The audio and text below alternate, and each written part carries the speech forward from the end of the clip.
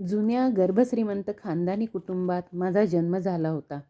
आमचे घरदार, शेतीवाडी वगैरे मिळून मोठी स्थावर निजंगम मिळकत होती. समाजात नि सरकार दरबारी आम्हाला मोठी मान्यता होती.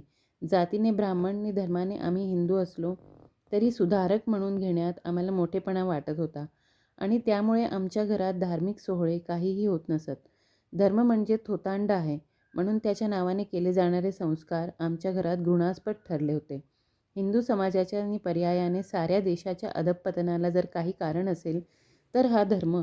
त्याची ती तंत्रे, उत्सव, त्यातील जातीभेद, स्पर्शास्पर्शता, गल्ली गल्लीतली देवळे, वेड्यावाकड्या मूर्तींनी ध्याने होत, अशी आमची ठाम समजूत होती. या आणि असल्या वेडगळ धार्मिक समजुतीने आम्ही इतके नेभळे बनलो होतो की मूठभर परकीयांना आमच्या एवढ्या प्रचंड देशाला वर्षानुवर्षे सत्तेखाली भरडता आले. एवढ्या मोठ्या जनतेला दास्यत्वाच्या शृंखलेत जखडता आले याबद्दल आमची खात्री पटली होती. त्यामुळेच की काय माझे वडील उत्तर आयुष्यात ब्राह्मो समाजाचे सदस्य झाले होते. मला वाटले त्यांच्या मित्रमंडळींच्या संगतीने असेल किंवा त्या काळातील सुशिक्षितांची फॅशन म्हणून असेल, प्रार्थना समाजिष्टांसारखा त्यांनी कुठलासा पंथ स्वीकारला होता खरा, पण आपली पंथीय मते त्यांनी घरात कधीच आणली नाहीत. त्यामुळे मी लहानपणापासून निरीश्वरवादी, अभक्त, पाखंडी मताचा होतो. त्यामुळे पूजा, अर्चा, प्रार्थना करणे किंवा देवळात वगैरे जाणे मला माहीतच नव्हते. माझे वडील सुप्रतिष्ठित वकील होते आणि माझी आई त्या काळच्या मानाने बरीच शिकलेली, म्हणजे तिच्या लग्नाच्या वेळी कॉलेजात जाणारी अशी सुशिक्षित स्त्री होती. बापाची एकुलती एक धनाढ्य आणि सुप्रसिद्ध पित्याची लेक म्हणून फार मोठ्या संपत्तीचा वाटा आईने आपल्या लग्नाबरोबर आमच्या घरात आणला होता. माझे दोन्ही वडील बंधू कामधंद्याला लागून सुस्थिर झाले होते.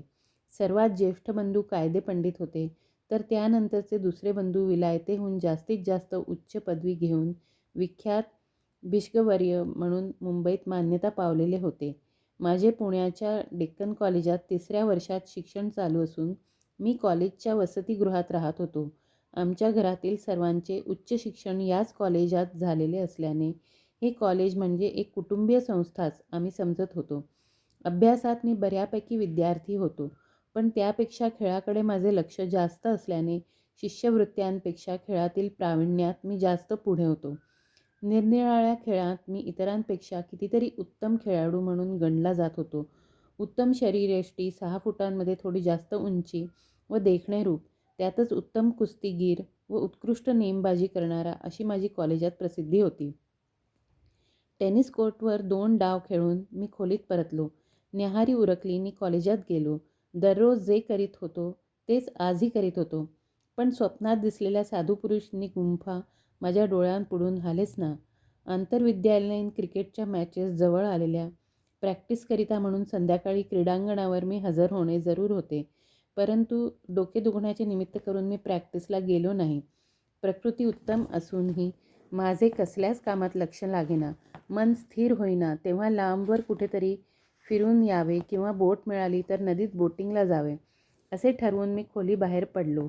नदीवर एका वळणाशी वळत होतो, तो कुणीतरी मागून हाक मारली. ती ऐकली. वळून पाहतो, तो रमेश होता. जवळ येऊन तो म्हणाला, "अरे, क्रिकेट ग्राउंडवर तू असायचास, तो आज इकडे कुठे? काही खास काम की विशेष गाठीभेटीचे आमंत्रण?" मी म्हणालो, "छे रे, तसले काही एक नाही. आज खेळावेसे वाटेच ना." तेव्हा म्हटले, "बोट असेल तर बोटिंग करावे, नाहीतर दूर दूर कुठेतरी चालत जावे झाले." त्यावर कॉलेजची बोट नादुरुस्त असून आणखी आठवडाभर तरी ती दुरुस्त व्हायला लागणार, अशी माहिती रमेशने दिली. सर्वंट्स ऑफ इंडिया मध्ये एका विख्यात साधूचे हिंदू तत्त्वज्ञानांची एकवाक्यता यावर व्याख्यान आहे. ते ऐकायला तो गावात जाणार होता. तो म्हणाला, "तू जर मोकळा असशील तर चल ना माझ्याबरोबर गावात. व्याख्यान मनोरंजक वाटले तर दोघेही बसू, नाहीतर येऊ मध्येच उठून." मी आणि रमेश दोघेच एकाच वर्गाचे विद्यार्थी होतो.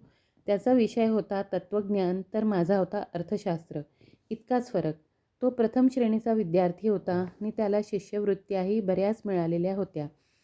खेळाडू स्वभावाचा आणि त्यात उत्तम वक्ता असल्याने कॉलेजात तो सर्वांचा आवडता होता. त्यामुळे आमच्या आवडीने विषय वेगळे असले तरी आम्ही एकमेकांचे चांगले मित्र होतो.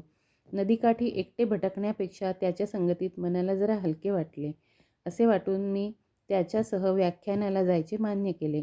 पण उगाच नाही कशाला म्हणू, स्वप्नात दिसलेल्या साधू पुरुष आणि आजचे व्याख्यान देणारा साधू यात काहीतरी साम्य आढळले तर तेही पाहावे, हाही विचार मनात तरळून गेल्याशिवाय मात्र राहिला नव्हता. आम्ही व्याख्यानाच्या जागी पोचलो. तो हॉल गच्च भरलेला होता. आम्ही कशीबशी जागा मिळवली. तेथून व्याख्याता दिसत होता व व्याख्यानही नीट ऐकायला येत होते. प्रास्ताविक ओळख वगैरे औपचारिक भाषणे झाल्यावर स्वामीजी बोलावयास उठले. स्वप्नात दिसलेले साधूंनी व्याख्याते यात काहीच साम्य न आढळल्यामुळे नाही म्हटले तरी माझी थोडी निराशाच झाली. ते चांगले वक्ते होते आणि त्यांची तयारीही उत्तम होती. श्रीमद शंकराचार्यांच्या संन्यास धर्माबद्दल बोलताना त्यांनी हिंदू व पाश्चिमात्य तत्त्वज्ञानांचा विचारांचे सहज सुलभ दर्शन घडवून दिले. आधारांनी व विद्वत्ताप्रचूर भाषणाने आपल्या मुद्द्यांचे सखोल विश्लेषण केले. विरोधकांचे खंडन केले. त्यामुळे आमच्यासह सर्व श्रोत्यांचे समाधान झाले. रमेश तर व्याख्यान ऐकून इतका प्रभावित झाला की ते व्याख्यान म्हणजे मोठी बौद्धिक मेजवानी वाटली त्याला. तत्त्वज्ञान हा विषय नसल्याने रमेश जे काय सांगत होता ते मला सर्व समजत होते असे नव्हे. व्याख्यान संपल्यावर रमेश आपल्या आप्तांना भेटायला गेल्याने मी एकटाच राहिलो. मनात विचार आला, सिनेमाला जावे झाले. अनेक चित्रपटगृहांपर्यंत गेलो पण कुठेही मनोरंजक चित्रपटच आढळला नाही. थिएटरच्या मालकांचा व सर्वसामान्य प्रेक्षकांच्या चित्रपटांबाबतचा हलक्या-फुलक्या आवडीबद्दल त्यांना शिव्या देत मी खोली गाठली. रात्रीचे 9 वाजले होते. मी खोली उघडून आत शिरलो मात्र वसतिगृहाच्या शिपायाने धावत येऊन माझ्या हातात पिवळा लिफाफा दिला. ती तार होती. हबकलेल्या मनानेच मी अधीरतेने पाकीट फोडले. का न कळे पण तार म्हटले की मी नेहमीच बेचैन होतो. लिफाफ्यात काय असेल आणि तेही इतक्या तातडीचे, हा विचार तर नाही ना माझ्या अस्वस्थतेचे कारण. मी सुटकेचा निश्वास टाकला. ती वडिलांची तार होती. दुसऱ्या दिवशी सकाळी ते येणार असून स्टेशनवर येण्यास त्यांनी मला सांगितले होते. भोजनाची शेवटची घंटा वाजू लागल्याने मी जेवायला गेलो. मला भूक बेताचीच होती. पण माझीच वाट पाहत रमेश बसल्याचे मला आढळले. तो गावातून आला. तो थेट क्लबातच आला होता. स्वामीजींच्या तत्त्वज्ञानाच्या अभ्यासाबद्दल तो माझ्याशी पुन्हा अतिउत्साहाने बोलत होता. खोलीत मी परतलो आणि ठरवले की लवकरच झोपी जावे. कारण आदल्या दिवशीची राहिलेली झोप आणि दुसऱ्या दिवशी पुन्हा लवकर उठायचे होते. पहाटे 5 वाजण्याचा गजर लावला म्हणजे वडिलांना स्टेशनवर भेटायला वेळेवर पोचता येणार होते. दिवा मालवून अंथरुणावर आडवा होणार तोच दारावर टकटक ऐकू आली. जरा नाराजीनेच मी दार उघडले. दोघा खेळाडूंसह टीमचा कर्णधार आत घुसला. माझ्या प्रकृतीची त्याने आस्थेने चौकशी केली. पुढच्या आठवड्यात होणाऱ्या अंतिम सामन्याबाबत अघळपघळ गप्पा मारल्या. कॉलेजच्या प्रिन्सिपॉलसकट सर्वजणांना या सामन्याबद्दल कुतूहल होते. कारण सामना जिंकण्याने कॉलेजच्या कीर्तीत भर पडायची होती. मी प्रॅक्टिसला न गेल्यामुळे माझ्या प्रकृतीची चौकशी करायला प्रिन्सिपॉल साहेबांनीच कर्णधाराला माझ्या खोलीत पाठवले होते. ते तिथे जाईपर्यंत झोपायला रात्रीचे 11 वाजले. झोप लागेल की नाही याबद्दल मी जरा साशंकच होतो. परंतु दिवा मालवला आणि उशी नीट करून डोके टेकले मात्र मला गाढ झोप लागली.